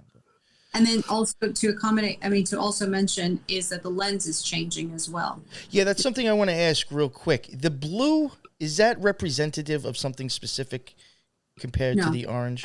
Well, it's trying to show different points of light. Or Gotcha, different, okay. where the image would exist, and then the other image where that would exist. And if the pupil change as well as the lens change, that's where you would see the focal point converge. So the reason I asked that is if the people watching, which I really hope you are watching this and not just listening, if you look at the blue line here and here, you get Fox. 20/20 vision. You get the crossing line. Technically, that could be an A, and that could be LL. All seeing eye. And I believe is Fox in gematria, not 666. Oh, I don't know. I think so. Just saying. And you have the 2, the 0, and the O for the eyes. Here's the Justice card. To me, it could be showing the same thing again. Mm-hmm. Here we even go with Ruin with the Swords card. And you got them sticking up straight, and this one over here. And then this, I mean, it's the sun symbol. I mean, it looks like a fucking goddamn eyeball to me, too, doesn't it? Absolutely. And it's supposed to be associated with gold. Let's see what else I got here. This I did want to show. Unfortunately, again, this might have been something that might work better with the Hyaloid canal added in already. But I do see almost like the different, what you were showing before, Teresa. Mm-hmm. And is the mirror the lens now? You know, think about putting a mirror up in front of yourself. You motherfuckers, no offense to any of you, but I mean, I don't know how you women are, but some people become so in love with what the fuck they see in the mirror, they'll sit in front of it for an hour putting on makeup. You know, or a guy doing his fucking hair. You become so in love with that fucking false image you're being shown. Reflecting out of the fucking eye. Yeah, like Lisa just said, the story of Narcissus. Exactly. He falls in love with his reflection and he ends up dying because he's so in love with himself. Oh, gosh. And isn't that just what's happening in society these days, especially with like social media and whatnot? Like extremely narcissistic, right? Attention grabbing. Hathor is associated with a cow. You could consider that black and white. She's also associated with a mirror. So, I mean, you're getting this pupil. Black mirror. Your phone. Totally. Even the pathway of light that you guys were showing before with the triangles kind of converging and then the image goes backwards on the retina is also very similar to the sigil of Lucifer, I believe. Like how the triangles kind of cross. I don't know if we have a picture of it, but sorry. I should have got one. Yeah, no, right here. It's similar to that. And then also... Very similar to a pentagram, too, almost, in a sense. It is, yeah, kind of. And then also, like, with the image coming, like, upside down into our body, like, internally, it just reminds me of, like, Clown World, like, upside down world. It's like Bizarro World on this planet, you know? Mm-hmm. Everything is, like, upside down or disorderly as opposed to, like, heavenward is probably, like, perfect order and, like, perfect harmony. Whereas here is like disharmony a lot of the time. Right? And it has to pass through into the center of the brain and the pineal and then be flipped side up in the occipital.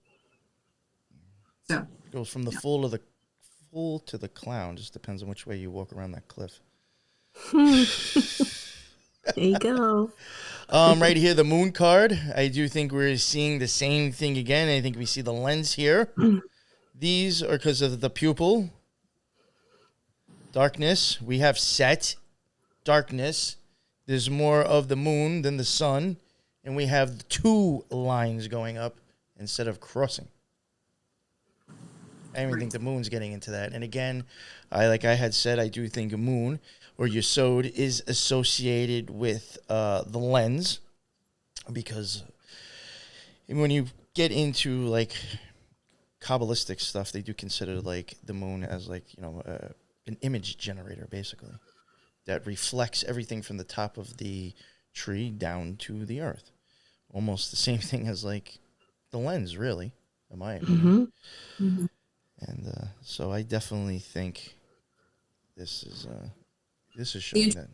Part on the lobster thing is the research that I believe one of the, I know it might be NASA, but there are several universities of astronomies. They're looking at lobster vision to be able to see in places that have low light because of how well they see, and they can see an X-ray capabilities, so to speak.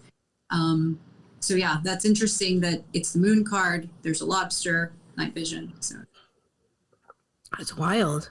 I know. I mean, even here, just, actually, I'll just take that out. I even find this to be interesting, the Flat Earth Society. Like, it looks like an eyeball and everything enclosed in the eyeball. Yes, and is that like, Come on. getting into the lens stuff? Come on. It's too good. I know I joked about this when we spoke earlier, but like that even reminds me of like the Captain America shield a little bit. Yo, for real. And you know what? I think I left him out, and we had talked about it, or maybe Lisa, you told me it was in a different part to cover it. If I have to toss it in, or maybe like I'm getting ahead of myself, the tops of like the Coliseums and stuff, or like where they would have tournaments and shit, kind of really do look a little bit like the lens. Yes. Going around, the seating, the dome. Yeah. I mean, And going back to the pupil, that's kind of like not the Parthenon, where the oculus, and then you have the dome, and then you have the bottom. Yeah, the hole in the top. Yeah, very much like that. I'll throw some pictures up to add to that. But I think, was there anything else you wanted to touch on with the lens? I mean, we got the reflection of the light. We have the moon card that I showed, Fox, the Justice card. I'm just repeating these, and I'll be throwing them back up again so you can see them. Was there anything else that you think that we should have covered? No. Oh, even the Stargates, stuff with like Stargates and stuff. Oh, yeah. That's right. We had discussed something briefly, like in terms of the cornea, as well as going through. I mean, cornea being the border of a Stargate, and then looking into the Stargate, it's like a hole, like the pupil, and what you see on the other side is the lens itself. Like what are you actually in seeing? And then how the lens looks in this kind of flowy state in these movies and pictures and stuff like that. Yeah, actually, there was a recent movie. Sorry, I have a picture of it, if you don't mind. No, not at all. He's throwing it up. I forgot to mention it before. Sorry. Here we go. You guys know that new movie, Everything, Everywhere, All at Once? Yes. Yes, so the girl who's able to control and manipulate reality, she puts all of reality in an everything bagel. And it's like this black on the screen, like I'm showing, this black bagel. It looks very much like an eye, right? And actually, funny enough, I saw my parents sent me an article from a Catholic website saying that, critical of the movie, saying that this was criticizing the Eucharist, that it was like an antithesis of like the white host that I showed before in the body of Christ, and that this was like some demonic like version of that, which I didn't get that from the movie when I saw it. I actually really enjoyed the movie in general, but I can see what they're saying now. And that sort of goes with the idea of like everything worldly, focusing too much on the world and external things is going to lead you into chaos and destruction, right? Whereas focusing inward and nourishing the internal environment is what's more important. So it kind of goes with that same idea. I don't know. What do you guys think? Reminds me of the version of the sclera and the pupil. But of course, obviously the iris has to be in there, but in terms of black and white. Right. Yeah. Also, too, just a weird, like, random thing that I kind of came across, which I will. Well, the way I could see that being the opposite of the Eucharist, the way you explained it, from my magical experiences, I've always said it is a black hole that fills up with light. Oh. So this one looks like a white hole that's filling up with black. So it would be the actual opposite of what I've experienced. Right, exactly. It would be an antithesis, right? Yes. Yes. Okay, let me just get up. Where was it? Sorry. This random thing that I kind of came across. Okay, so this image here. So you guys know Mount Hermon, right? Where the fallen angels supposedly came down to Earth, right?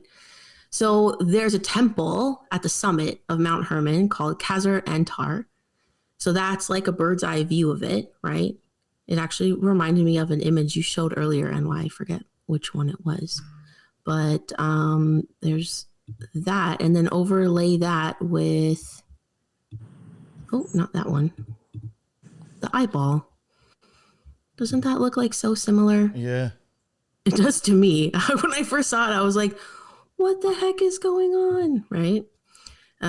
So yeah, that's Khazar Antar. And then it's like there's a temple off to the side where the cube is, and that's also where they have a UN facility.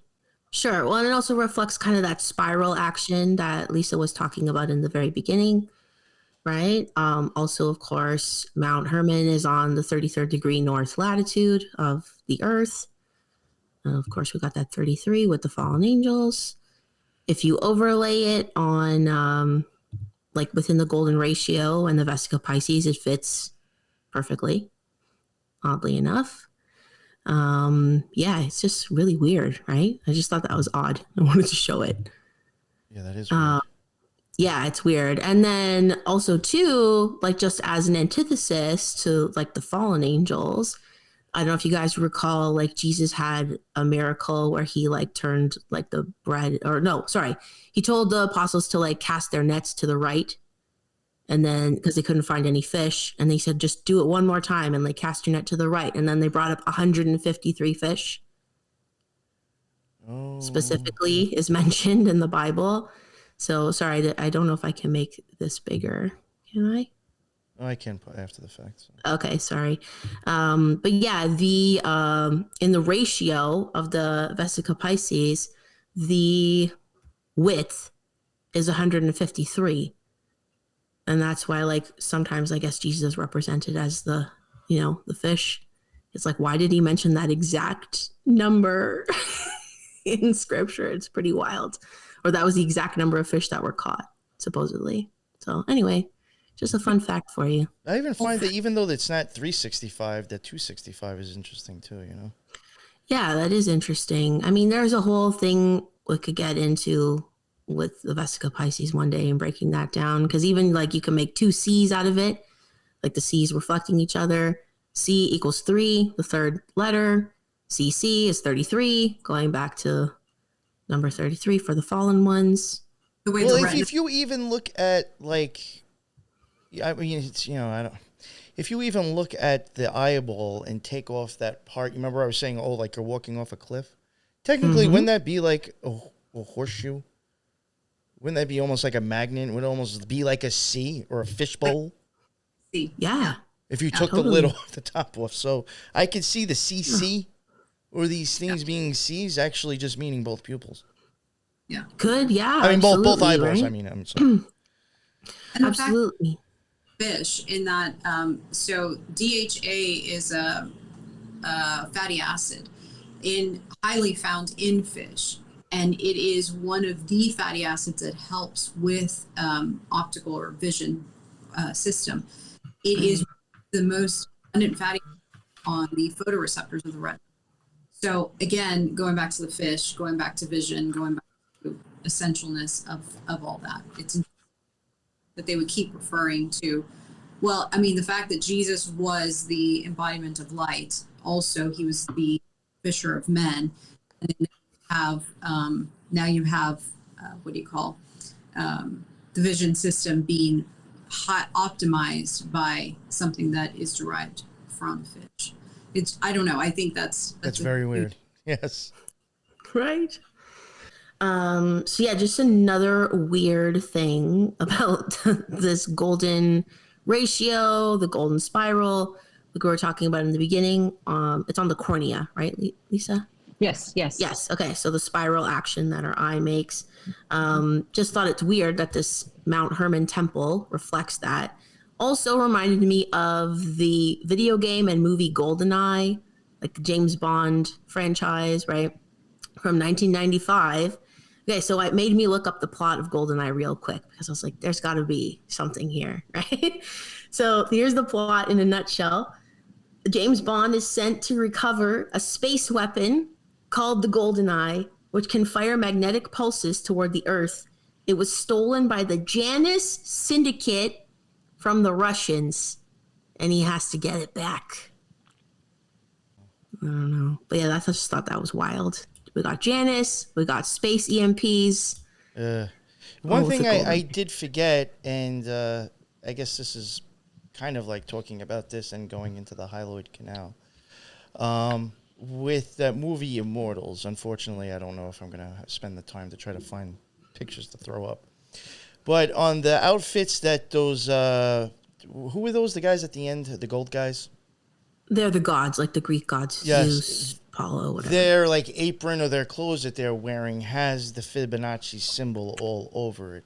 And at the end of the movie, it ends up with them fighting in the sky. Well, first they fight in Mount Tartarus. Yeah, but they do end up out there. Yeah, but Mount Tartarus is a black cone shape. Looks like it could be the pupil, right? And if we're going off of that theory, we're like looking outward is associated with hell or whatever. That's the dark, right? And then they burst out and they beam up. Remember? Zeus beams Athena up to the sky with him as they're just like about to be annihilated. And they go straight up like the Hyaloid canal in a golden spark of light up towards heaven. And it makes me think of like if, you know, no peace or peace. Let's say they went up the Hyaloid canal, but the other ones technically, if they went into towards the lens, which is where you get all the gold Fibonacci shit to begin with, now they're warring. But yet at the end, the male and female energy came together and left. So that's, and without fucking, too. It was a dad and a daughter, but yes. You know? Yeah. No, so it really, if you think about it, in a normal relationship, there is no sexual attraction. There is no push and pull from each other. So I could see that, you know what I'm saying? Mm-hmm. All right, and then I guess we'll get into the Hyaloid canal, and then we'll be wrapping up with that. Thank you, everybody who's been listening so far. This is going to obviously be about 2 hours, a little bit more. Which I assume might be like almost every episode, to tell you the truth. So, sorry, not sorry. There we go. There is the Hyaloid canal. That little laser, it looks like a line right there. So if you want to touch upon that, Lisa. Just very briefly. So the hyaloid canal is the canal where the hyaloid artery runs from the optic nerve area to the lens. And this only happens during fetal development. So as the lens is developing in utero, the hyaloid supplies arterial blood for that developing lens. Once it is done completing, or complete maturation rather, then that artery will retract and recede, and then that canal will just be filled with lymph. And that's pretty much, from the papers that I've read, that's pretty much all that they indicate. But the canal stays. So again, it's one of the, to me, it's one of those things that it's later on they'll find out, oh no, it actually does this too. So I think it's just a matter of them investigating it further. So like when I was joking before about like Tarzan swinging from a vine, like in the jungle. So like that's actually not too far off, because this does, you saying retracts later on at some point. And now that, you know, it's interesting how I even said the artery does, not the canal. Yeah, the artery though. Yeah.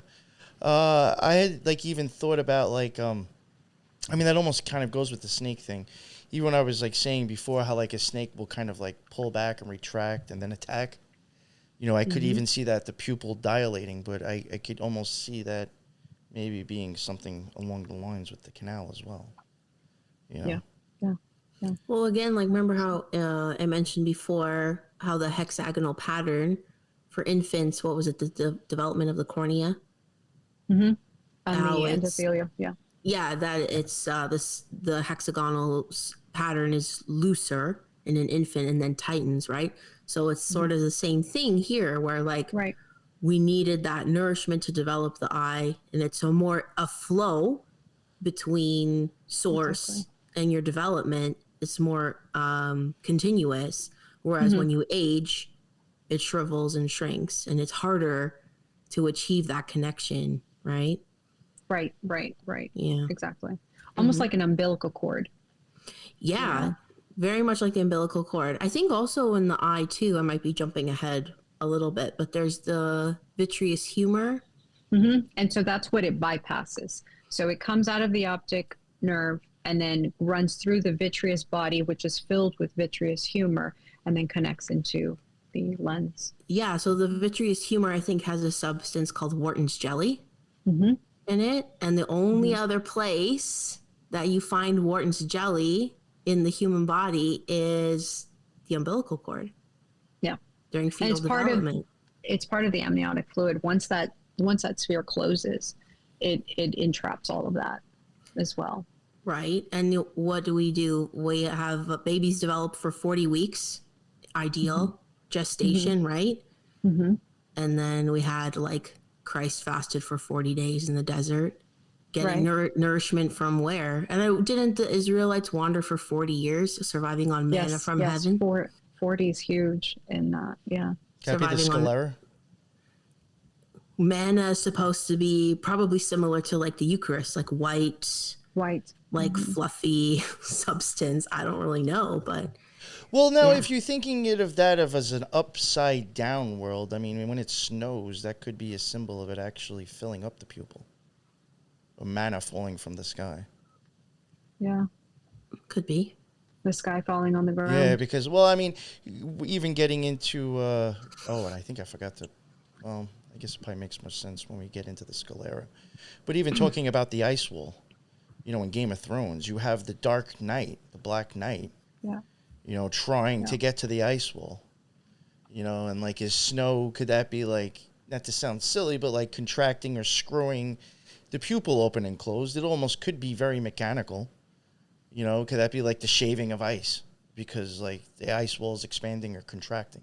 Is that, you know, starting, you know, snow or, you know what I'm getting at? Like I could see. And you have diseases where it's not complete and starts to cloud over and into the iris as well. So when we go into the iris, we can talk about that. And you even have parts where the pupil or the iris itself, you have that drop or whatever. It's not a clear circle, but that's also cutting into the sclera as well. I mean, even think about it. I joked about like the whole mask thing. But Arya was part of the faceless people, and she was the one who killed the Night King. And I joked about that thing being a mask before. You know, and if you flip it upside down, it looks like a warrior's helmet. And you were talking about children wielding swords and weapons. Yeah, and Arya killed the Night King. She killed the fucking pupil trying to expand, in my opinion. I mean, you got fucking dragons flying around, too. You know, very weird. Very weird. One thing I did want to mention, too, you know, would you say it was called the vitreous humor? I mean, you know, it kind of goes along with the clown, goes along with the trickster. You know, Loki always got some, you know, tricks to pull on people for laughs. You know, I always say over and over again, you know, don't trust the motherfucker that makes you laugh. Comedians can be magicians. Is that part of the whole jester thing? I'm being fucking humorous because I'm looking into the back of my eyeball. You know? Yeah. I know the difference between this world and the one that you're stuck in. I think it's funny. Yeah. So the Hyaloid canal too, like just looking at it, reminds me of the concept of like the narrow gate, or like, you know, the path to heaven is narrow, but the Yeah. road to hell is wide. So if we're traveling up back towards the optic nerve in the brain and going inward, it's very narrow, right? But if we're looking outward towards the lens and the cornea, it's wide, it's easy, right? And if the pupil is dilated, it's a wider vortex, let's say, right? Also, too, like touching on the hexagonal pattern again on the lens, it's almost like, it reminded me right away of like graphene, because I think graphene also is like a hexagonal pattern. Beehives. Right? The beehive symbolism. So joining with the outer world, joining with the hex, right, is almost like the idea of like transhumanism, or like joining with technology, or like the world fully. Yeah, Like well, like merging, right? think about the beehive. You're sending out a bunch of drones Yes. out from this hexagon shape. They already have black in them. And a lot of times, I know I'm getting ahead of myself when we get into like the colored part of the eye, but yellow can be also very popular with right around the pupil before it hits the color. Yeah. So, I mean, you got this, and just very weird how that's, very... It's weird, right? Like even just that word trans, like to cross over, right? To transform. There's actually a guest I want to have on Spiritual Gangsters soon. This author, Carl Tekrieb is his name. And he wrote, or I heard him say once on another show, like to transform is to transgress against God. So it's like desiring that transformation to merge with the world is not good, shall we say, right? Yeah. So I thought that was if you even think about how AI works and like how the internet works, doesn't it all work with like just basically flashing of light through cables? Yes. Like in a sense, like even thinking about drones and AI in the beehive, I mean, that those things could be showing you like kind of coming out of the pupil and just being controlled by the false light. Exactly, right? Yeah. When you look at the photoreceptors on the retina, they kind of look like one of those plates that you stick in the computer, with the electronics and all of the connecting. It almost makes sense why the swarm can be so cultish. Well, and even like when you have pieces of honeycomb, you can literally put them on those like sheets, right? And like lift them in and out of a man-made beehive, right? You can literally just lift them in and out like as a computer compartment, like a motherboard or whatever. Yes, right? Exactly. That's wild. Yeah. It's like almost to me thinking of the trans or like transgressing and transforming. It's like you're merging fully with like this other dimension that wants to like break through that firmament or like that barrier, right?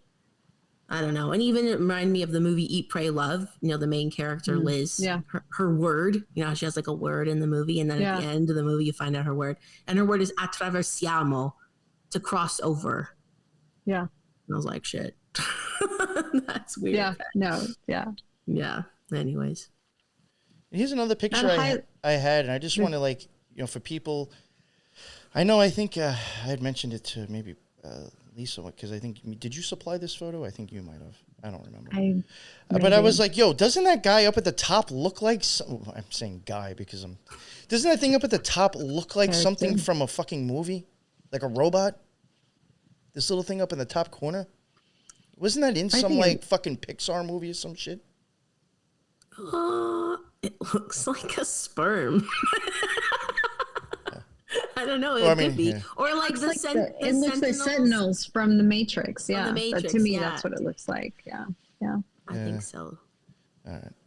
But, or there's like I think there's a Pixar movie with a little white blob guy. It could be that. I could be wrong, but I'm almost like positive there was like some sort of robot that looked like this in something that I've seen.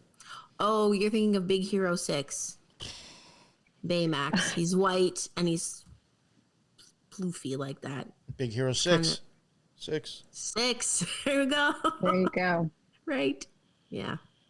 On the first image where you have the eye flipped there, that one, and you have the hyaloid canal, granted that might just be the effects of the image itself, but it reminds me of the light shining down in the agony of garden, or the agony in the garden, where Jesus is waiting, and then he has that light, or that reminds me of that. And then it also reminds me of the scarab beetle, which is popularized by the Egyptians. Mm-hmm. Yeah, it looks like the division on the shell, right? Yeah. Yes, exactly. Yeah. Which also follows, don't they follow the constellations to roll their dung or something? Do they really? Yeah, the constellations or the moon pattern or something like that. Mm-hmm. I had no idea. Yeah, most beetles do. I don't know. I mean, I don't know if it's exclusive to the scarab, but I'm more than certain beetles do. Wow. So, well, and even just looking at it, the top part where the optic nerve leads towards the rest of the body, it looks like a tree trunk. Mm-hmm. And then those look like the roots. Or you could say the hyaloid canal itself is the tree trunk. And then the nerves are like the branches coming over where there would be fruit hanging, but it's almost like we can't reach that part. Like there's all the vitreous humor, all the space in between. Yeah. And it's like we can't quite reach it in this realm, perhaps. For sure. Yeah, that's almost like, again, it being a reflection of what a tree would look like, with us, where we are, it would be flipped over the other way. Right. If you said that it's a Wharton's jelly and it's only in the amniotic fluid, then that would mean something, primal basal or something. And so those blood vessels could be the roots. And then the retina of the photoreceptors could be the fruit. And the fruit is basically growing based off of, quote unquote, the Wharton's jelly and the root system. Or the light that comes in through the jelly and transmits the message. Yeah, absolutely. This one I liked because it looks a lot like what I'm going to show next. Yeah, this one. To me, I was looking at that and I thought it looked exactly like this with its tail out. Yo. Which is horseshoe a crab. Horseshoe, like I said before. A horseshoe with inside the pupil. And they do also bend it up the other way. Oh, wow. Now getting into more stuff where I think the hyaloid canal can be seen.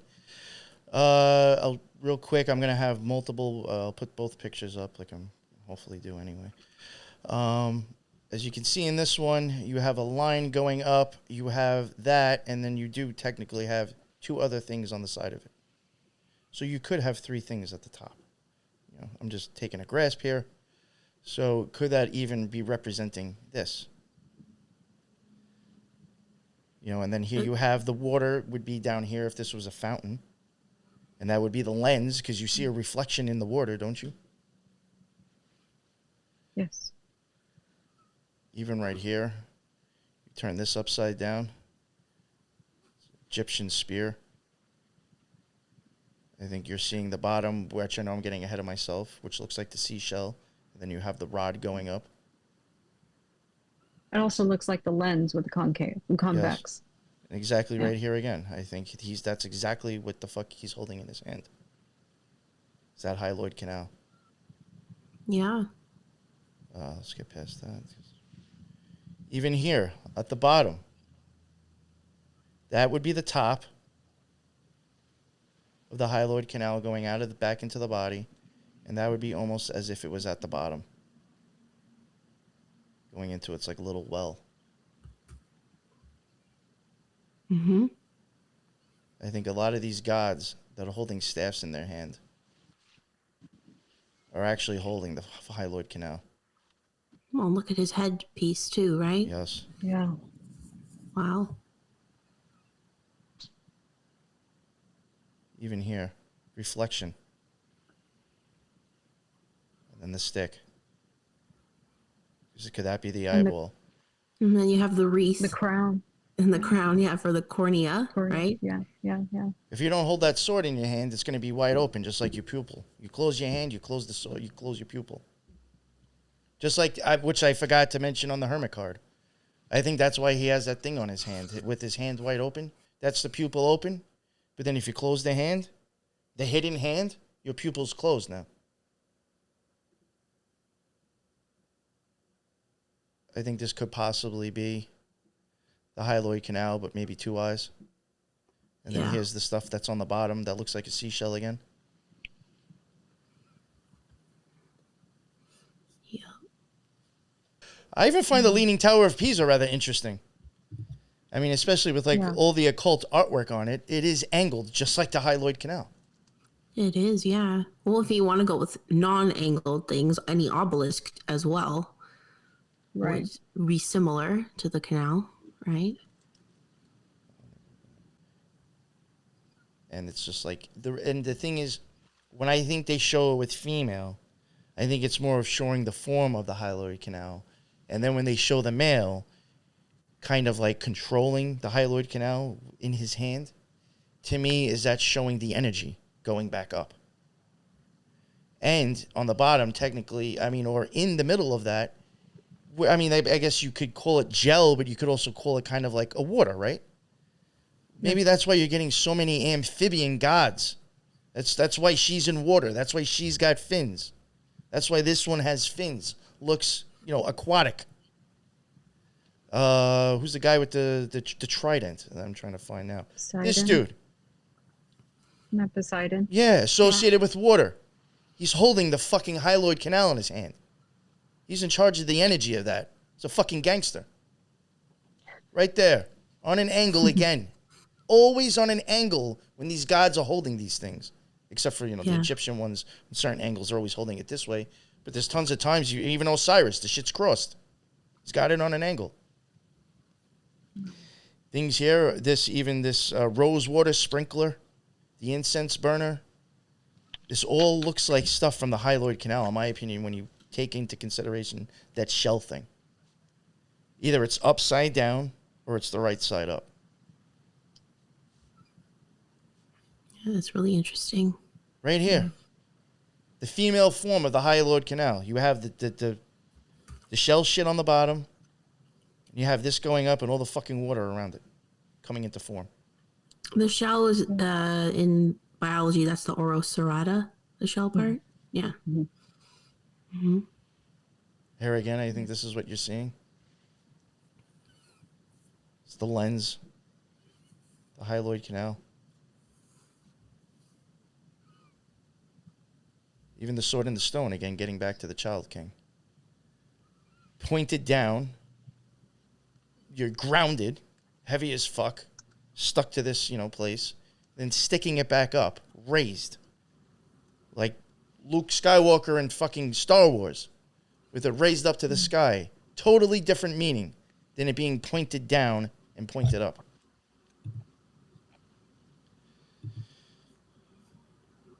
Even this star card right here, I question if that's even showing the Hyaloid Canal as well. Oh, wow. Well, even that water movement, like we were talking about before, and the aqueous humor, right?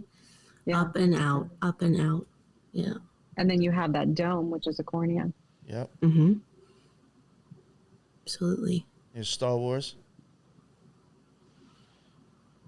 I think that possibly could be the Hyaloid Canal. He's stored in the zone. He lifts it up now. I think there is a difference between the sword pointing down and the sword pointing up. Well, and when he lifts it up, you get that beam of light that shines down, right? Yes, just like to Star Wars. The connection. Yeah. Mm-hmm. Yeah, and like biblically with the creation story of Adam and Eve, like, did Eve do something to cut us off, like from that fruit, like by eating the forbidden fruit, which is often depicted as an apple, but is never named as an apple in the Bible, yet we give it that symbolism a lot of the time. Did she like cut us off from achieving that fruit from like the tree of life, right? Like as we see like in the picture of the eye, right? So we can't quite reach it, right? So what did she do? And then I just find it weird that like the toroidal field of the earth itself does look very much like an apple.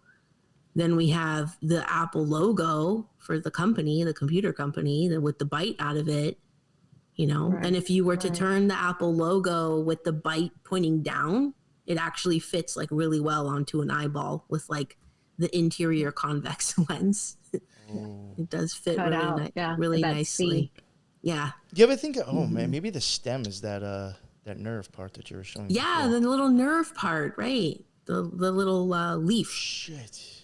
pointing off of it. I'll get a picture of that to throw up with it, but One thing I did want to add too, just with the Leaning Tower of Pisa, another reason why I did want to even show it too, the symbolism with it too. I mean, even on the place, you do see a lot of the white and the black triangle reflections, which does happen with your lens.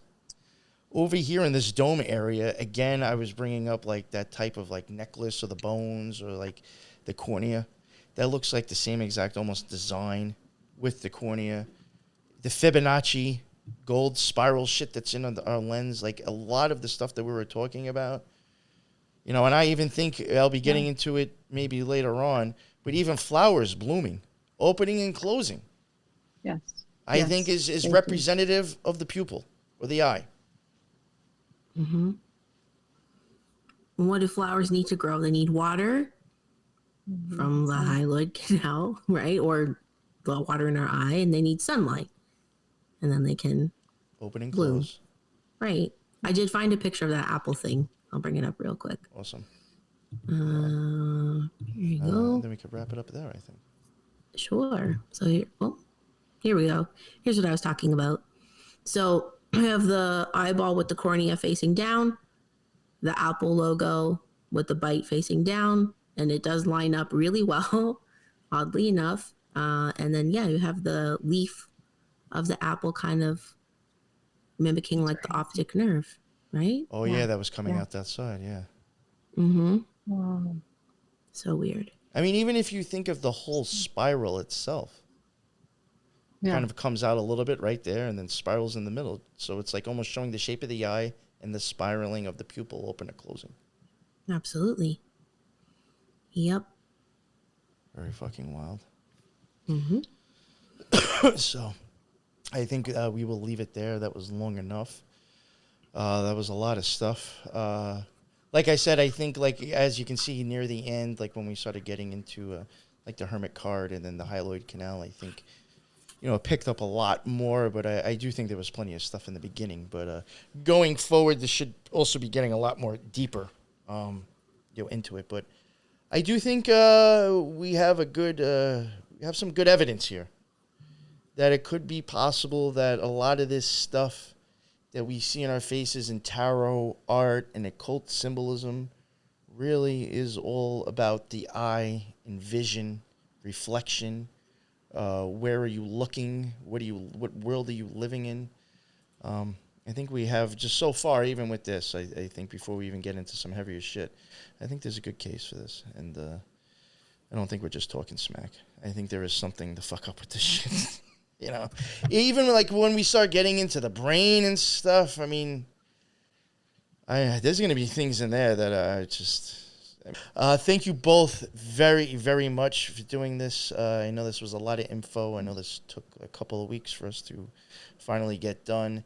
You both spent a lot of time doing this with me, and I couldn't be any more happier to finally get this done. So I appreciate both of you so much. Good.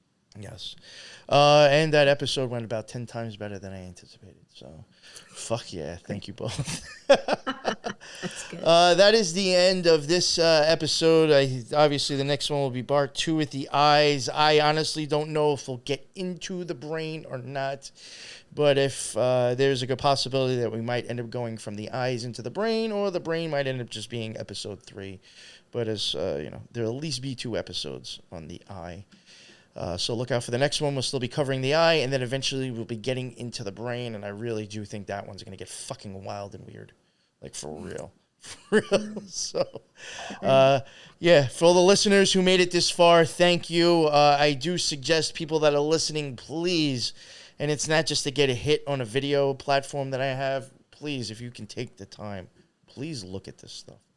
Because I do think seeing it is going to be 10 times different than listening to it.